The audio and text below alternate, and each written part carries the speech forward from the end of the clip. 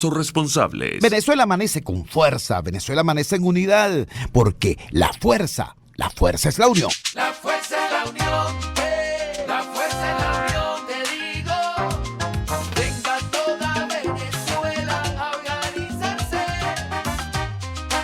La fuerza es la unión, la fuerza es la unión. Y a poner su granito de arena, dale por Venezuela. Actívate, en la unión está la fuerza. Por eso te digo que la fuerza es la unión.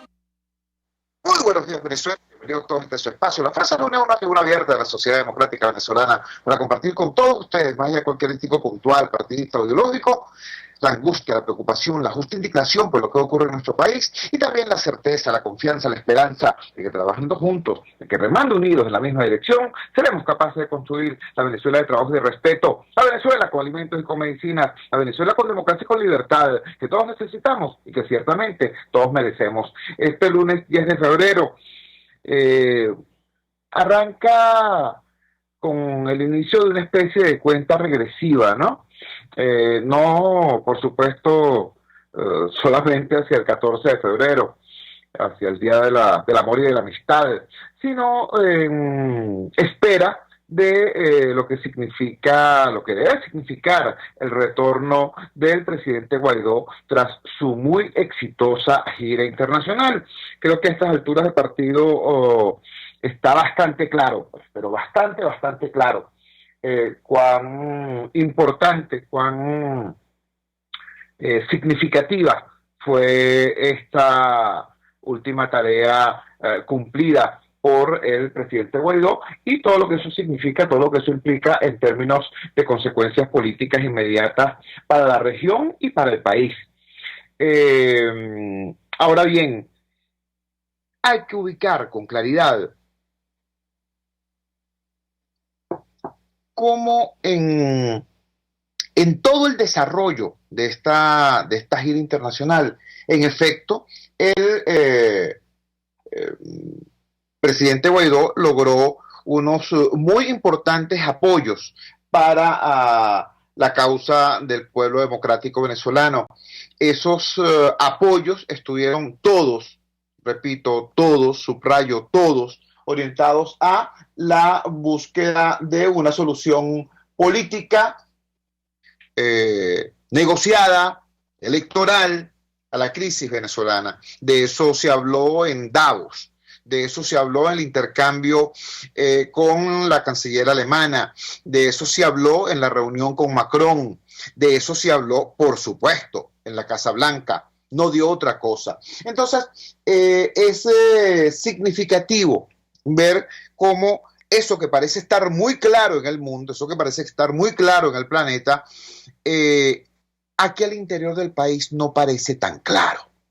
Y no parece tan claro porque hay un conjunto de expectativas que son, por cierto, muchas veces alimentadas desde los mismos factores que debieran orientar la opinión pública, que debieran orientar al electorado venezolano. En vez de orientarlo, lo intoxican con medias verdades, medias mentiras, palabras ambiguas, posiciones ambiguas, ¿no? Cuando tú dices, por ejemplo, todas las opciones están sobre la mesa, estás diciendo todo y nada. No estás diciendo cuál es la opción por la que tú estás trabajando. Dices, no, todas las opciones. Y eso tiene desde un dejo de amenaza, bueno, porque puede haber opciones terribles, ¿no? Hasta una declaración de desamparo. Quien habla de todas las opciones es porque no sabe qué carrizo es lo que está pasando. Pero cuando además de que hablas de todas las opciones sobre la mesa, metes otro ingrediente y dices, y también hay opciones debajo de la mesa. Entonces, mira, nos metemos a un problema. Y nos metemos en un problema como país, nos metemos en un problema como sociedad y nos metemos en un problema como campo democrático, porque lo hemos dicho en alguna ocasión anterior, lo repetimos ahora, cuando uno está enfrentando un gobierno totalitario, cuando uno está enfrentando un régimen que no vacila incluso en utilizar dinámicas y mecánicas de carácter delincuencial para mantenerse en el poder y para seguir usufructuando el poder. Cuando uno se enfrenta a un adversario de esa naturaleza, entonces, por supuesto, tienes que tener muchísimos cuidados. Tienes, por ejemplo, que preservar tu táctica. La táctica tienes que muchas veces no expresarla, no compartirla, no telegrafiarla, porque en la táctica es donde tú emboscas y sorprendes a tu adversario. Desde ese punto de vista es absolutamente lógico, legítimo, entendible. Por supuesto que es perfectamente asimilable el hecho de que el presidente Guaidó, cuando se fue de gira, el país se enteró 4 horas después. Hubo gente que lo criticó y yo te digo, chico, ¿cómo tú vas a criticar una conducta como esa? ¿No? ¿En qué cabeza cabe que Guaidó pudiera salir diciendo, mira, por cierto, tengo vuelo mañana a las 8 de la mañana por la puerta de salida tal con la línea aérea tal? No estamos en un país normal, no estamos en un país donde el régimen se comporte de manera ordinaria y convencional. Por eso es, repito, absolutamente lógico y legítimo que se preserve, incluso se oculte la táctica. Es más, es hasta un signo de inteligencia el hecho de que se actúe a veces sugiriendo una cosa y realizando otra. ¿Por qué? Bueno, porque estamos también, la política es en este momento un juego de estrategia, ¿no? No simplemente es una relación transparente con el público. Entonces, por ejemplo, lo que ocurrió con la presentación de Guaidó en la Casa Blanca y en el Congreso norteamericano. El equipo de Guaidó correctamente permitió que corrieran todos los rumores, y de repente sorprendió a todo el mundo, no con una presentación, sino con 2 presentaciones, una ante el Congreso de la Unión y otra en la propia Casa Blanca. Pero una cosa es la táctica, otra cosa muy distinta es la estrategia. Es decir, ¿por qué camino agarras? Esa es la táctica, tienes que reservártelo, porque en el camino, reservándote el camino, evitas que te embosquen y sorprendes a tu adversario. Pero la estrategia tiene que ser clara, tiene que ser transparente, porque tú no estás actuando solo. La política no es un tema de un líder o del grupito que está alrededor de ese líder. La política es un tema del país. Este país, el inmenso país mayoritario que está contra el régimen, tiene derecho a saber con precisión para dónde vamos, ¿no? Y cuál es el rumbo, cuál es el sendero que señala nuestro liderazgo. Entonces, cuando tú le dices a ese país, ¿no? En vez de señalar con claridad, mira, vale, el objetivo, por supuesto, es el cambio político, y el cambio político que prefiguramos es de esta naturaleza, y para lograr un cambio político de esa naturaleza, el camino que hay que recorrer es tal. Pongámosle nombres y apellidos. Si yo quiero un cambio democrático, si yo quiero un cambio de naturaleza tal que nos traiga como resultado mayor prosperidad en lo económico y mayor calidad democrática en nuestro funcionamiento como estructura política, como república y como sociedad, si yo quiero un cambio de esa naturaleza, entonces mi estrategia, mi camino hacia ese cambio tiene que corresponderse con ese tipo de objetivo. Nada que se logre por mecanismos violentos logra subsistir sino mediante la violencia.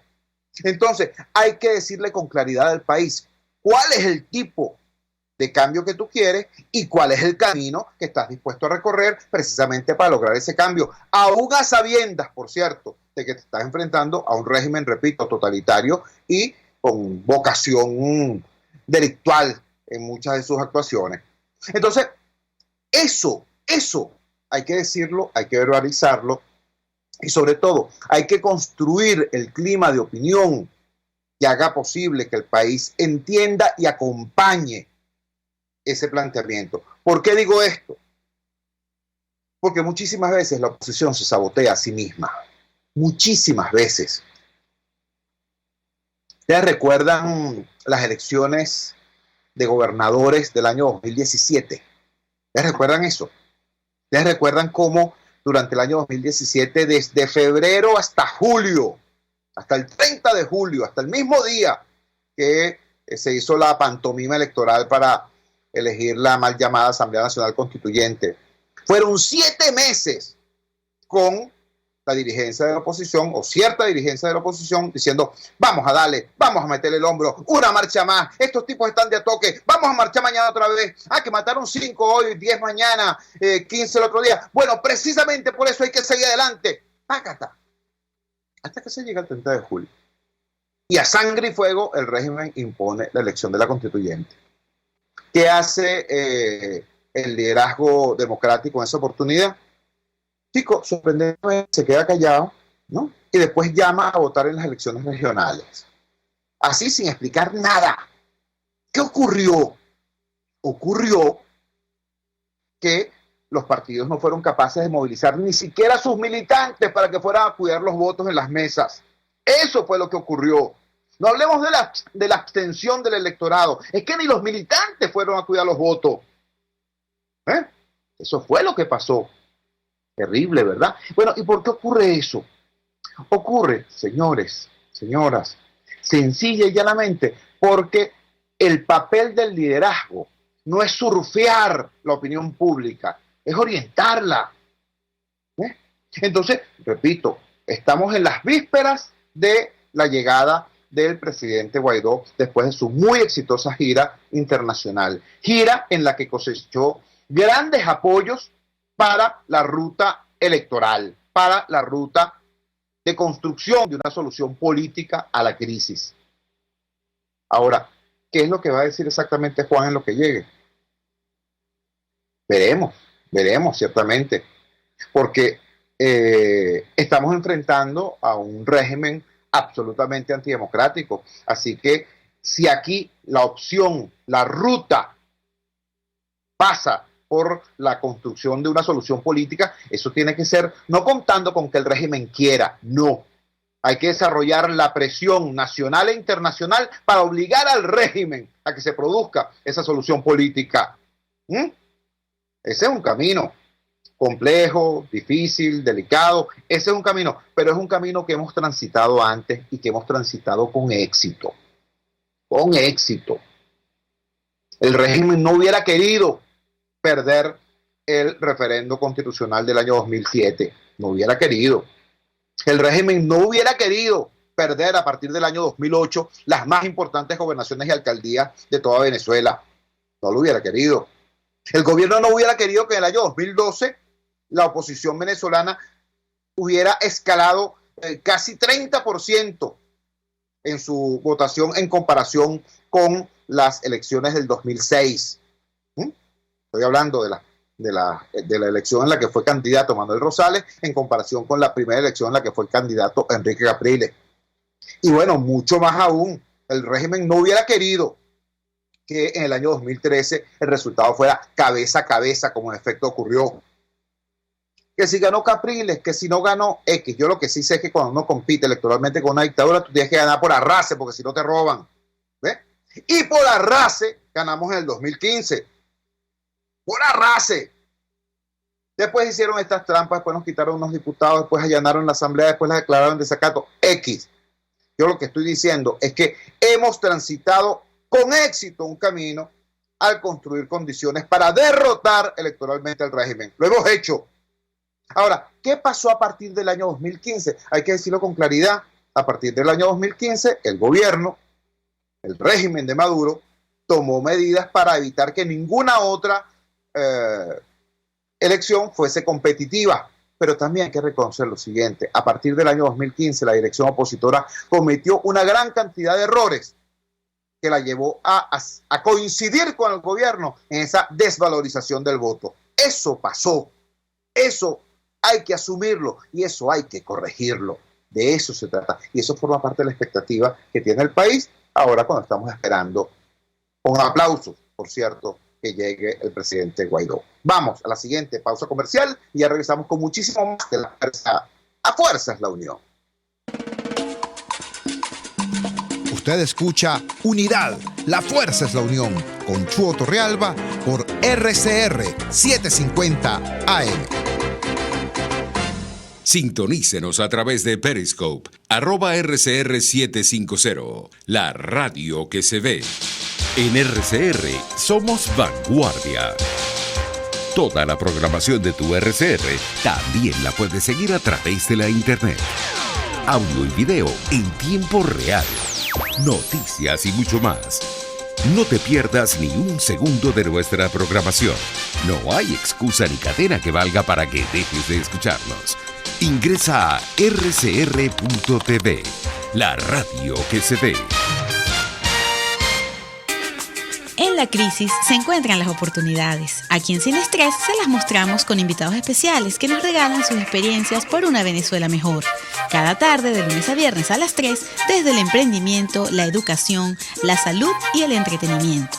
Por nuestra calidad de vida se nos hace necesario tomar un respiro del agobio diario, dedicar unos minutos a la salud mental y emocional para vivir sin estrés.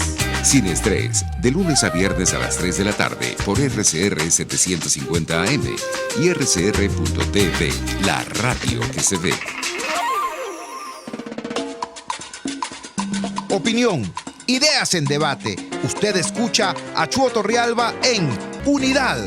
La fuerza es la unión por RCR.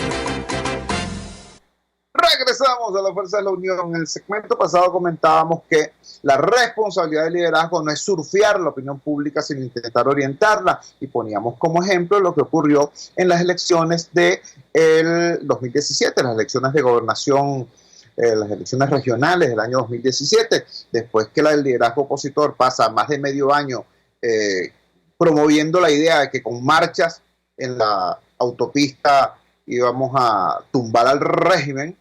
Se produce la victoria a sangre y fuego del régimen imponiendo la elección de la Asamblea Nacional Constituyente, y luego el liderazgo opositor, sin explicarle nada a nadie, sin hacer ningún tipo de balance político, sin explicarle al país la naturaleza de lo que había ocurrido y por qué había que cambiar de rumbo, convoca a votar en las elecciones regionales. Por supuesto, nadie fue a hacerlo, porque, repito, no se cumplió con un principio elemental, que es explicarle al país, ¿no?, con claridad y con humildad, ¿no?, de qué va la cosa y cuál es el sentido de lo que se está proponiendo y de lo que se está actuando. Por eso digo que si viene ahora el presidente Guaidó con esta gran cantidad de apoyos recabados en el planeta para apoyar la búsqueda de una solución política, pacífica, electoral a la crisis venezolana, necesitaríamos, entre otras cosas, que el liderazgo político empiece a explicar eso para que la gente entienda, para que todos entendamos, ¿no? Y si no es esa y es otra ruta, que explique primero cómo vamos a desarrollar acá una conducta que está a contrapelo del apoyo internacional que tenemos, y bueno, cómo se instrumenta eso. Lo digo porque, mira, el tema no es participar o abstenerse. Ese no es el tema. El tema es cuál es la estrategia para llegar al poder y cómo hacer que ese poder sea sostenible. Y no solamente sostenible, sino productivo. Porque aquí o construimos prosperidad, o construimos calidad de vida, o a la vuelta de la esquina tenemos cualquier demagogo igual o peor que Maduro, igual o peor que Chávez. Para construir prosperidad, tú tienes que tener paz. Tienes que tener por lo menos relativa calma política. Donde hay guerra, no hay construcción de prosperidad. Donde hay conflicto, no hay construcción de prosperidad. Entonces, repito, si queremos un cambio de esa naturaleza y de esa calidad, hay que explicar exactamente cómo, cuándo y por qué. Porque de lo contrario, se estará haciendo demagogia. Eso también hay que decirlo con claridad. ¿Entiendes? Demagogia hasta con la abstención, demagogia hasta con la participación. Quien diga hoy, por ejemplo, que simplemente participando por participar se llega a alguna parte, está ignorando la cantidad de trampas que ha montado el régimen del año 2015 para acá, ¿no? Para convertir en mascarada cualquier evento electoral. Así que el tema no es participar por participar. Quien diga hoy que el tema es abstenerse y listo, está haciendo caso omiso a todas las experiencias que hemos tenido anteriormente, donde la abstención, con el cuento de que la abstención deslegitima el régimen, se va a producir un colapso del régimen si nos abstenemos todos. Mentira, mano. Si la abstención no forma parte de un diseño para la toma del poder, la abstención lo que hace es regalarle espacios al régimen. La Asamblea Nacional, las gobernaciones, las alcaldías, lo que te dé la gana, todo. Entonces, repito, el tema no es participar o abstenerse. El tema es cuál es la estrategia para la toma del poder, de un poder que sea sostenible en el tiempo y que permita la construcción de paz, de armonía social, para que podamos construir prosperidad económica de tal manera que nos curemos todos en salud del morbo del populismo de izquierda o de derecha. Ese es el tema, ese es el punto. Y eso, o a eso, es a lo que alude el destacado analista venezolano Michael Penfold. Michael Penfold es un hombre muy estudioso, es un analista muy agudo de la realidad venezolana. Por cierto, siempre él estuvo más o menos en esta perspectiva que estoy señalando. Hubo un tiempo en que muchos nos confundimos porque cambió bruscamente de opinión. Llegamos a ver algún mensaje de él diciendo que se había cancelado la ruta electoral. Eran tiempos en los que había una cercanía entre Penfold y algún actor político local. Bueno, afortunadamente la vida sigue dando vueltas, la gente reflexiona y en días recientes le ofreció una entrevista Michael Penfold a nuestros colegas de Efecto Cocuyo, concretamente a la directora de Efecto Cocuyo, Luzmeli Reyes, que tiene un programa llamado Con la Luz en ese portal. Allí Penfold hizo un análisis bien interesante y la gente de Efecto Cocuyo resumió esto en un trabajo que llaman 10 claves del análisis político de Michael Penfold. Dice así: la necesidad de que se construya una vía electoral como salida de la crisis venezolana, que la ciudadanía estaría dispuesta a apoyar, los comicios parlamentarios, el apoyo a la comunidad internacional, la dolarización y la desigualdad social fueron puntos abordados por el análisis político de Michael Penfold en el programa Con la Luz con Luzmeli Reyes. Enumero estos 10 puntos que consideran importantes acá la gente de Efecto Cocuyo tras su conversación con Michael Penfold. Dice que el reto fundamental que tiene el campo democrático es que la población venezolana apoya una salida electoral a la crisis política, económica y social del país, pero la dirigencia política debe saber construir esa vía para lograr la mayor participación. Es decir, lo que estamos hablando, para que no ocurra lo de 2017, ¿no? Si la salida es electoral, la dirigencia política debe construir el clima político necesario, el clima de opinión necesario para que esa opción sea acompañada por la mayoría del país. Crítica. La dirigencia política, chavismo y oposición, según Penfold, ponen sus intereses por encima de las necesidades de la gente, lo que dificulta una solución negociada para generar las condiciones electorales, sea para elecciones parlamentarias o presidenciales. ¿Qué nos dice Penfold con esto? Bueno, que a estos factores radicalizados de ambos lados del espectro político anteponen sus intereses a los intereses del país. Y después dice, por eso es que se dificulta la salida negociada a la crisis. ¿Cuál es la conclusión de esa reflexión? Bueno, que a los intereses de estos grupos radicalizados les conviene la confrontación, viven de la confrontación, medran de la confrontación, incluso obtienen ventajas económicas de la confrontación. Entonces, no les conviene a ellos ningún tipo de solución negociada, ningún tipo de construcción de espacios de encuentro. A ellos no les conviene, para el país sí es muy necesario, pero a ellos no les importa el país. Tercero, nos dice ese análisis de Michael Penfold. Comunidad internacional sugiere a la oposición liderada por el presidente interino Juan Guaidó apoyarse en los aliados externos que lo reconocen para presionar más porque esas condiciones electorales sean garantizadas. Peligro, advierte Michael Penfold. Si el gobierno de Nicolás Maduro obliga a unas elecciones parlamentarias sin condiciones, se traducirá en la profundización de la crisis actual. Señala que el régimen deberá enfrentar riesgos como consecuencia de su juego en el poder. Camino. Penfold sostuvo que la salida de la crisis pasa por elecciones presidenciales, parlamentarias y renovación de poderes públicos para rescatar la institucionalidad. Juego trancado, señala.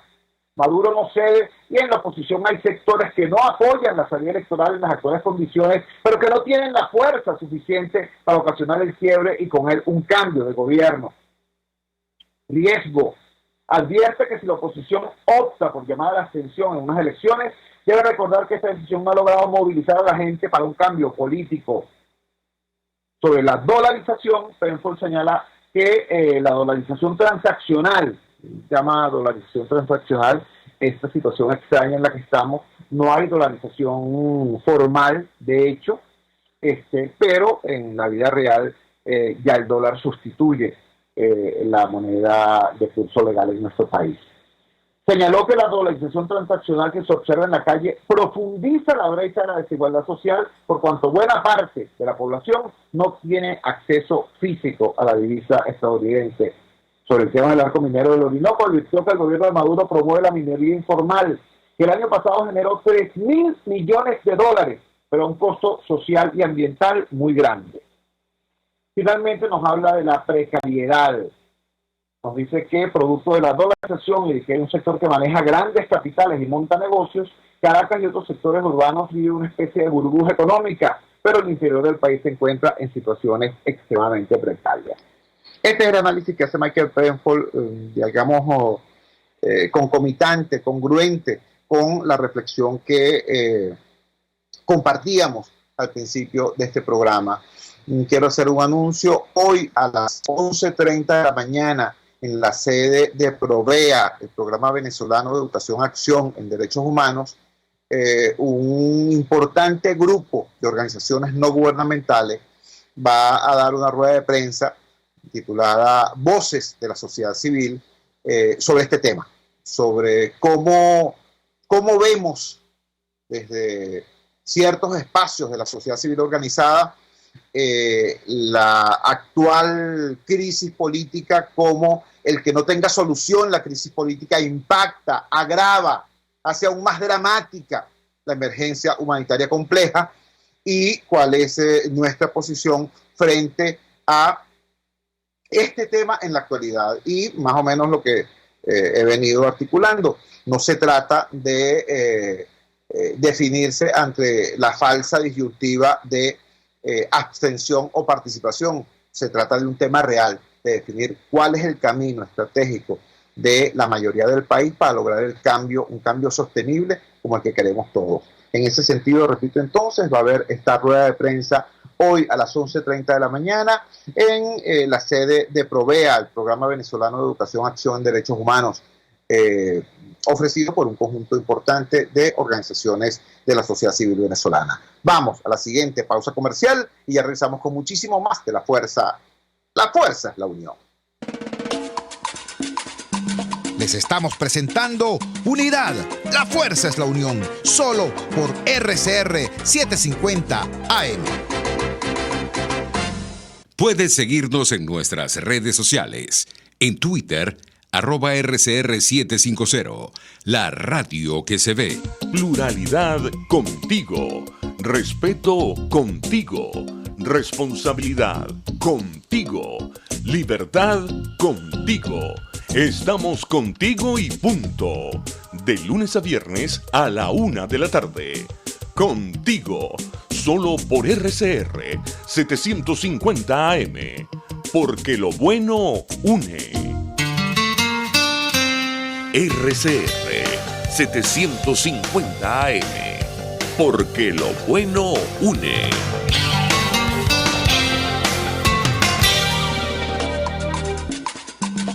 Les estamos presentando Unidad, la fuerza es la unión, solo por RCR 750 AM. Regresamos a La Fuerza es la Unión. Vamos a hacer ahora una variación de tema, pero seguimos el mismo concepto. Habíamos dicho anteriormente que la crisis política venezolana no se desarrolla en un limbo, ¿no? Esto no se desarrolla en un aséptico espacio académico, no se trata de profesores de ciencias políticas debatiendo en un seminario sobre tal o cual tópico, no. Esto ocurre, esta crisis política ocurre en un país real, un país que se está cayendo a pedazos, en un país que tiene una población que se reduce de manera drástica. Naciones Unidas dice que en el año 2020 el éxodo puede llegar a la cifra de 6.2 millones de venezolanos. Imagínense ustedes lo que eso significa en un país con una población bastante modesta. Nosotros tenemos apenas 30 millones de habitantes. Teníamos apenas 30 millones de habitantes. Eso es una población, puedo decir, pues, similar a la de la gran Ciudad de México, por ejemplo, el ámbito de Ciudad de México y su entorno metropolitano. Es asombroso como este desangramiento del país es percibido por algunos desde el poder y desde la dirección opositora como, bueno, esas son las cosas que pasan, ¿no? Hay que seguir adelante, ese es el costo que hay que pagar. Para el gobierno no es problema, ojo, bien lo dijo ayer la escritora venezolana Ana Teresa Torres. El gobierno ha hecho quebrar este país, el régimen de Maduro ha quebrado este país, pero para ellos eso no es problema, eso forma parte de su diseño de control, ¿no? El problema es para nosotros, los venezolanos. Ahora, sorprende cómo en el campo opositor muchas veces eso no es advertido con suficiente claridad. Es decir, la crisis política, repito, no se da en el limbo, se da en el marco de una situación económica y social muy ruda, y lo que hace es agravar, profundizar, hacer más terrible la situación de crisis. Pongo un ejemplo rápido. El pasado viernes, el Departamento del Tesoro norteamericano sancionó a Conviasa. Bueno, con un conjunto de argumentos al parecer bastante creíbles, ¿no?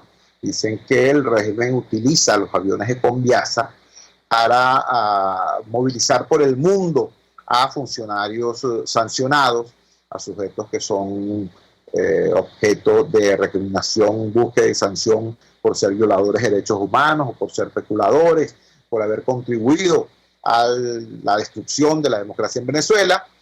Y también hablan de que los aviones de Conviasa habrían podido haber sido utilizados para el tráfico ilegal de oro, para la exportación ilegal de oro, en el contexto del arco minero de la muerte que ya conocemos. Esos argumentos son poderosos y son importantes, pero también hay otra gente que dice, caramba, recuerden ustedes que en este país donde ya casi no opera ninguna línea aérea, ¿no? En algunos destinos, la única línea aérea que sigue prestando servicio irregular, malo, pero sigue prestando servicio es precisamente Conviasa. Es como decirles algo así como el Canal 8, pues. El Canal 8 no sirve absolutamente para nada. El Canal 8 da pena, ¿ves?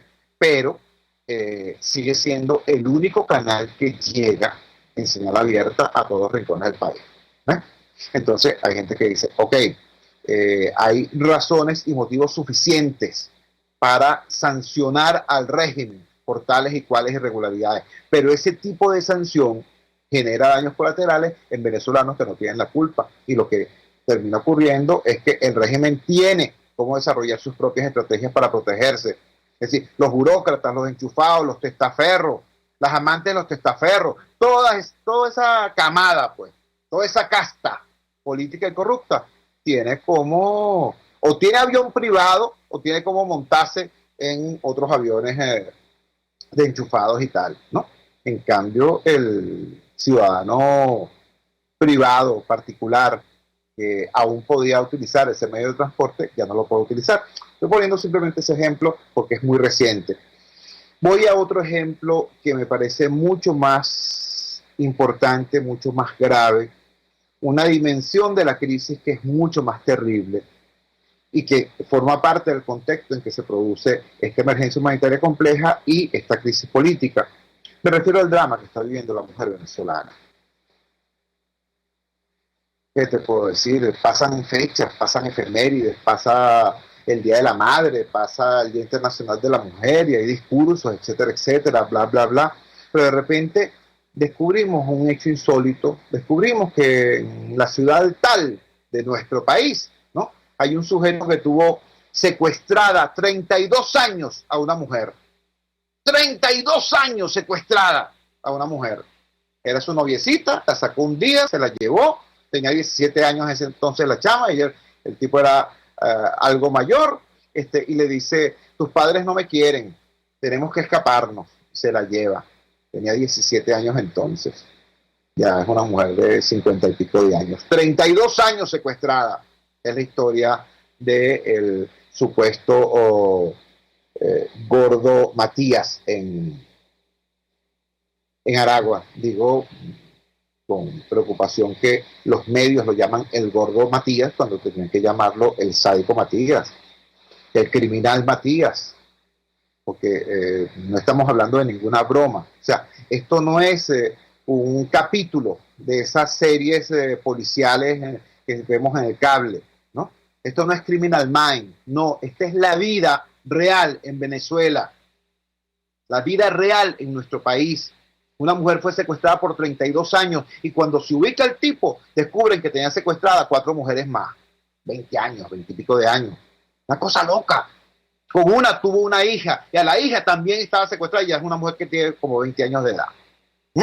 Esas cosas están pasando en nuestro país y están pasando en nuestro país porque desgraciadamente es factible que pasen. Señores, cuando la crisis aprieta, la violencia aflora y la violencia aflora contra los más débiles, contra los más frágiles. Y en nuestro contexto, los más frágiles son los ancianos, los niños y, por supuesto, las mujeres. Por eso quiero compartir con ustedes este trabajo que publicaron los colegas de Crónica 1. Me parece bien relevante. El título es ¿qué hacer y a qué organismos acudir en caso de que una mujer sea víctima de violencia? Los órganos receptores de denuncias son los entes del Estado con competencia para recibir cualquier tipo de denuncia cuando una mujer es víctima de violencia. Ante los aumentos de feminicidios en el primer semestre de 2020, la violencia contra la mujer sigue, la denuncia de la violencia contra la mujer sigue de bajo perfil. Algunas víctimas no saben qué hacer ni cómo manejar una situación de agresión. Por esta razón, conocer sobre los organismos garantes de la defensa y protección, así como las organizaciones a consultar para asistencia legal, es un tema de interés para las mujeres que sufren de maltrato. En primera instancia, cuando una mujer es víctima de violencia, debe recurrir a los órganos receptores de denuncia, que son entes del Estado con competencia para recibir cualquier tipo de denuncias, y estos son los siguientes: Ministerio Público, Defensoría del Pueblo, Juzgados de Paz, Prefecturas y Jefaturas Civiles, División de Protección en materia de niña, niño o adolescente, mujer y familia del Cuerpo de Investigaciones Civiles, Penales y Criminalísticas, 6CPC, órganos de policía, unidades de comandos fronterizos y tribunales de municipio. Los órganos receptores de denuncias deben realizar de forma rápida y eficiente las siguientes acciones según la Ley Orgánica sobre el derecho de las mujeres a una vida libre de violencia. Primero, recibir la denuncia, la cual podrá ser presentada en forma oral o escrita. Segundo, ordenar las diligencias necesarias y urgentes. Tercero, impartir orientación oportuna a la mujer en situación de violencia. Cuarto, ordenar la comparecencia obligatoria del presunto agresor o agresora. Quinto, imponer las medidas de protección y seguridad pertinentes establecidas en la ley. Sexto, formar el respectivo expediente. Séptimo, elaborar un informe de aquellas circunstancias que sirvan al esclarecimiento de los hechos. Octavo, remitir el expediente al Ministerio Público en un máximo de 15 días continuos. Esto, hasta este momento que estoy compartiendo con ustedes, es literatura, ¿no? Este es el deber ser. Esto es lo que debería hacer un órgano de receptor de denuncia del Estado venezolano. ¿Qué es lo que ocurre en realidad? Bueno, lamentablemente ocurre algo muy distinto. Recordemos, estos órganos tienen competencia para recibir la denuncia, no para calificar la denuncia. Es decir, no para determinar si esa denuncia es pertinente o no lo es. No. La competencia que tienen es para recibir la denuncia y abrir la investigación. Digo esto porque es conocido y ha sido denunciado muchas veces por las organizaciones de defensa de los derechos humanos y las organizaciones feministas, que cuando la mujer va a realizar una denuncia por haber sido objeto de violencia, en el sitio en que deberían recibir la denuncia, lo que hacen es cuestionar a la víctima. Lo que se produce es una revictimización, ¿no? Se dicen, bueno, si estabas con ese tipo era porque te gustaba, ¿no? ¿O qué hacías tú a esta hora por esta calle tan oscura? ¿Quién te manda a usar minifalda? Cosas así de ridículas, pero de dañinas, de gravosas, de terribles, ocurren cuando se producen, o en algunas de las ocasiones que se producen estas denuncias de las víctimas ante los órganos que deberían recibir y procesar tales denuncias. Por eso, precisamente por eso, es que el trabajo de los colegas de Crónica 1 sigue con otra parte. Dice, ¿qué hacer cuando el órgano receptor no cumple con sus obligaciones? Aunque el año 2014 se tipificó el feminicidio como un delito mediante el artículo 57 de la Ley Orgánica sobre el Derecho de las Mujeres a una vida libre de violencia, las instituciones públicas no ofrecen estadísticas recientes. La última información de data del Ministerio Público, órgano receptor de denuncia, fue del año 2015, cuando registró 121 víctimas por razones de género. Es por ello que en la tarea de registrar y denunciar en muchos casos la han asumido las organizaciones no gubernamentales. Una de ellas es la Red Naranja, la cual está integrada por varias organizaciones. Esta brinda capacitación, protección y promoción de los derechos de la mujer, así como seguimiento a cada situación o denuncia que reciben. Para poner su denuncia, aquí nos remiten a que acudamos al portal de la Red Naranja, donde hay un formato que efectivamente las personas, la víctima, puede llenar e iniciar así el camino de darle la búsqueda de reparación y castigo, de reparación a la víctima y castigo al victimario. Si una persona es víctima o quiere denunciar algún caso de violencia de género, puede establecer contacto con la Red Naranja, y si quiere recibir asistencia legal puede recurrir a estas organizaciones que componen esa red: la Fundación Mujeres Empoderadas Libre de Abuso, la Fundación Nueva Mujer Margarita, la Asociación Civil Planificación Familiar, la Asociación Civil Media Análisis, Psicólogos Sin Fronteras, Red Mérida Feminista, Mujeres Venezolanas en Acción, Mujeres en Positivo por Venezuela y la Fundación Reflejos en Venezuela, entre muchas otras. Está, por supuesto, AVESA, la Asociación Venezolana de Educación Sexual Alternativa, es una de las instancias de la sociedad civil venezolana con mayor experiencia y mayor solidez en este tipo de cosas. Repito entonces, es demasiado importante entender que cuando hablamos en el primer segmento de la necesidad de estar en cuenta regresiva a la expectativa por la llegada, por el retorno, por el regreso del presidente Guaidó, no es un asunto de simplemente estar listo con la banderita, con la franela o con la gorrita para ir al aeropuerto o a la plaza que nos corresponda a aplaudir y escuchar un discurso. No. Además de eso, que se lo merece, pues yo creo que Juan ha hecho un excelente trabajo y merece una calidad bienvenida por parte del pueblo venezolano. Además de eso, nosotros como ciudadanos tenemos que tener una expectativa importante en relación a cuál es el camino que va a señalar nuestro liderazgo político para buscar la solución a esta crisis. ¿Cuál es el camino crítico que vamos a transitar? Porque ya a estas alturas no podemos simplemente estar repitiendo consignas, o estar repitiendo mantras, o estar descubriendo el agua tibia diciendo que tenemos un gobierno criminal y maluco. Ese no es el punto. El punto es que tenemos un país donde el desastre de la crisis ha hecho emerger con muchísima fuerza la violencia se está cebando en los más frágiles, en los más débiles, en el caso de las mujeres, en el caso de los niños, en el caso de los ancianos, y eso requiere una respuesta que no va a ser inmediata porque no es mágica. No se trata que nos digan, que nos traten como que si fuéramos muchachitos y nos digan, no, esto va a ser prontico, no te preocupes, ya. No, sabemos que esto va a implicar un esfuerzo de los venezolanos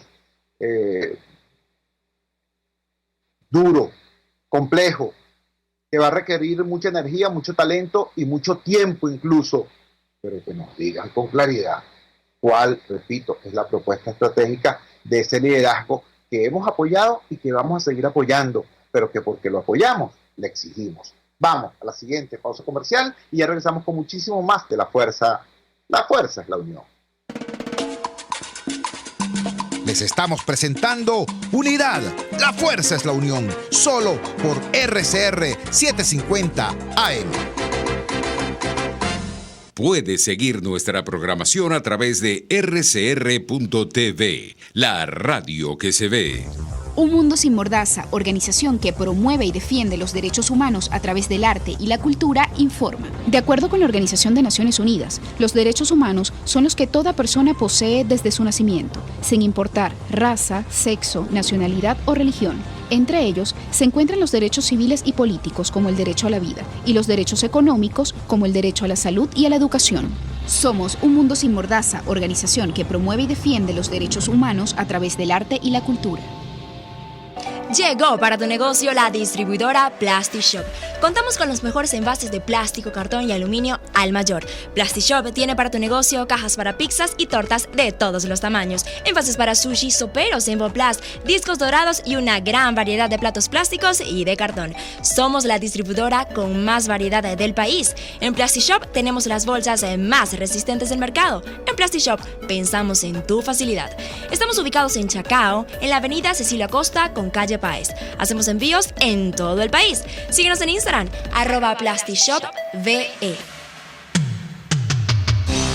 Antes de empezar el día, entérese de lo que acontece en el país junto a Pedro García Otero en Titulares de la Mañana. De lunes a viernes a las 6:30 de la mañana. Acompáñelo y empiece su día bien informado. Titulares de la Mañana con Pedro García Otero. Solo por RCR 750 AM. Porque lo bueno une. Amanece con la fuerza de un país que quiere cambio. Chuo Torrealba está al aire en Unidad. La fuerza es la unión. 482-9750 y @Chuo Torrealba por RCR. Regresamos a la fuerza de la unión y tenemos el tiempo justo para comentarles a ustedes una cosa que pasó y una que está por pasar en nuestra ciudad capital en las próximas horas. ¿Qué fue lo que ocurrió? Lo que ya pasó. Pues el pasado viernes se hizo presente, el pasado jueves se hizo presente el señor Aristóbulo Istúriz en un liceo en la parroquia El Valle, en el liceo Joseado. El señor Aristóbulo Istúriz llevó unas galletitas, sí, parece que jugó también. Bueno, lo llevaron un día antes, los directivos en esa oportunidad estuvieron hasta tarde en la noche organizando una especie de cotillones y el reparto de las galletitas y tal y cual. Y yo no sé por qué oscura razón, por qué misteriosa razón, el señor Aristóbulo pensó, el señor Istúriz pensó que llevar una galletica iba a servir para endulzar a una comunidad que está harta de maltratos, que está harta de olvidos y que reclama la definición de soluciones para el funcionamiento de la educación de los hijos de la parroquia, de los hijos de la ciudad, de los hijos del pueblo. Bueno, ocurrió lo que era previsible, ¿no?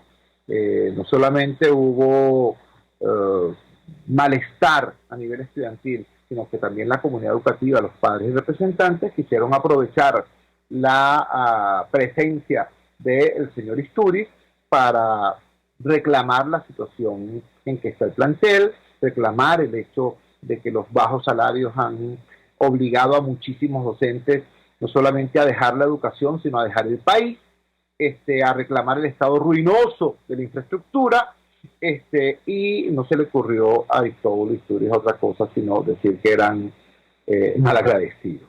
¿Sí me entiendes?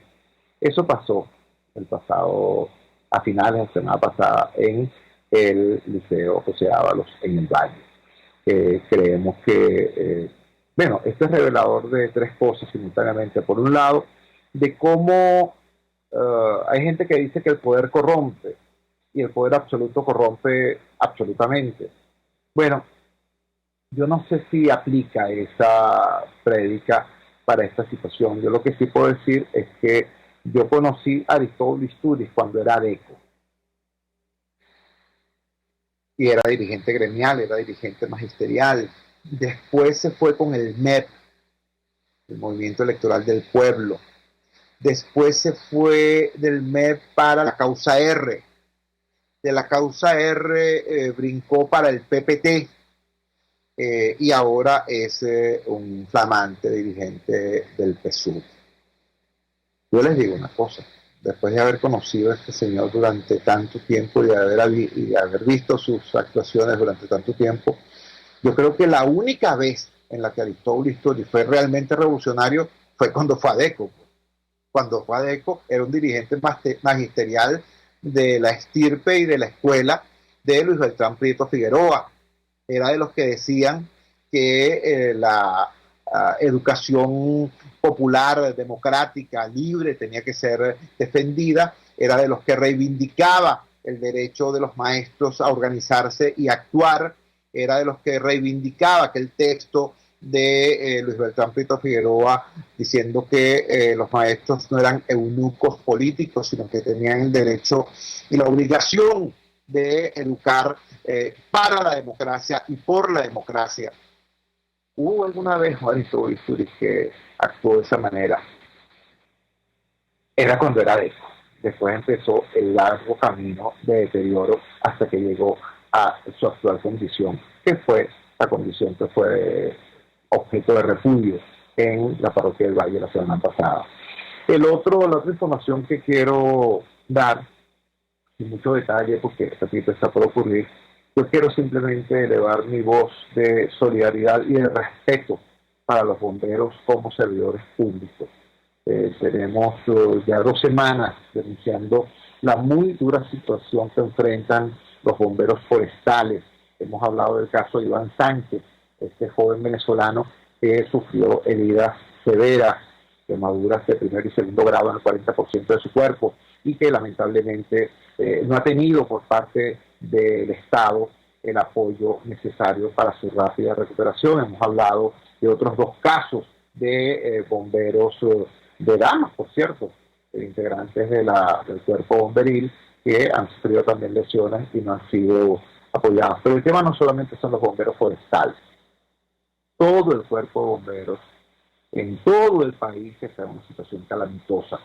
Bomberos que andan en colas, sí. La gente llega al cuartel de bomberos a denunciar una emergencia, entonces le dicen, bueno, vamos, pero llévenos, porque es que el carro bomba no funciona, no tenemos vehículo, no tenemos ambulancia, entonces se tienen que llevar al bombero en el vehículo del denunciante, y se llevan al bombero, porque, repito, no tiene carro bomba, muy probablemente los hidrantes tampoco funcionen, llega a un lugar donde no hay agua ni siquiera en las casas para ayudar a sofocar el siniestro, y el bombero está allí, él solo, con su uniforme raído, con sus chalecos vencidos, a veces sin guantes, a veces con botas deterioradas, pero con su mística, con su amor por su profesión, con su respeto por la vida, arriesgando también su existencia para cumplir con lo que entiende que es su deber.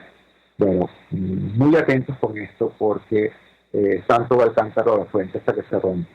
Y repito, sin dar mayores detalles, nuestra palabra de solidaridad y respeto por los bomberos y tanto que servidores públicos fundamentales. Trabajamos para ustedes en la dirección general de la emisora, Jaime Nestares, al frente de los controles de todo César Arteaga. Habló para ustedes que su amigo, comunicador popular, activista social, ciudadano en lucha por la democracia y por la libertad, Jesús Chuo Torrealba. Ahora más que nunca, fuerza Venezuela, porque la fuerza es la unión. RCR presentó Unidad, la fuerza es la unión, con Chuo Torrealba, solo por RCR 750 AM.